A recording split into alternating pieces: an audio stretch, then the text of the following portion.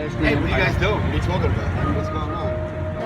It always stops me in my tracks where I'm like, I apologize, guys. Even though we have enough votes, you know, we don't have all the votes. And that's a problem. And that's what we're here to sell today. I said 6. Force it. That means we out, right?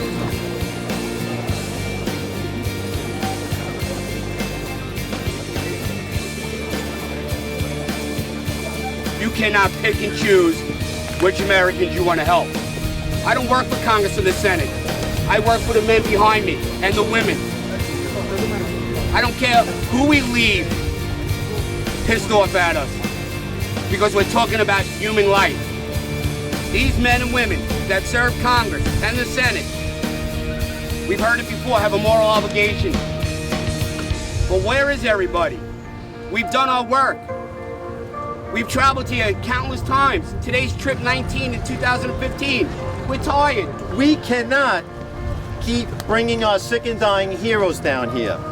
It's embarrassing, it's humiliating, and it's life-threatening.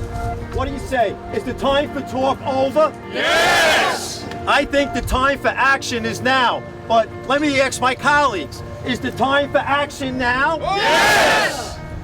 Every time I come to a 9/11 Zadroga bill rally, which I've been doing for 14 years now, I always mention President Lincoln's call in his second inaugural address to the United States that it is our duty to care for him who shall have borne the battle and for his widow and his orphan. That's part of what makes the United States what we are. Are we going to tell those troops, if you get wounded, you're on your own? This country must do better. We must pass the Zadroga bill with no compromise. The people that we're fighting for today, we're really the first wounded warriors of this war. We must stand with them. Permanently reauthorize the Zadroga. Thank you. We need the House to step up to the plate and get everything we need done in the Senate. We need the House to step up to the plate. We're asking every one of our colleagues in the House, get this done. American exceptionalism is that those who stand in these halls behind us do the right thing and get a permanent extension done and nothing less. We will not accept anything less than a permanent extension. And thank you all again for our men and women who are behind us, who would risk everything to demonstrate American exceptionalism at home and abroad. 14 years ago, I was a first responder. I stood on the pile at ground zero and did what I could, like so many others. The folks there didn't consider themselves heroes. They were citizens. They were doing what anybody would do for their brother or sister in harm's way. I never thought on that day that 14 years later I'd have to stand with these people and beg for benefits. It's ridiculous. It's absurd. It's a national shame. And they said, oh, it won't work. Oh, it'll be full of fraud. No fraud, it works perfectly. It's time to do the full permanent bill. And many of his illnesses don't get detected until 5 years have gone by, 10 years have gone by, 15 years have gone by. And also those who are being cared for, we're going to stop caring for them in 5 years.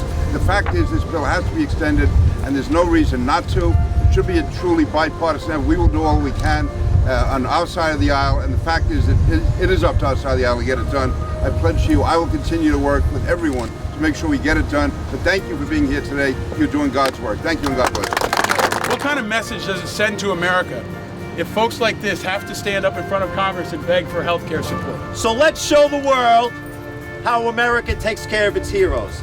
Let's pass the damn legislation and let's pass it now.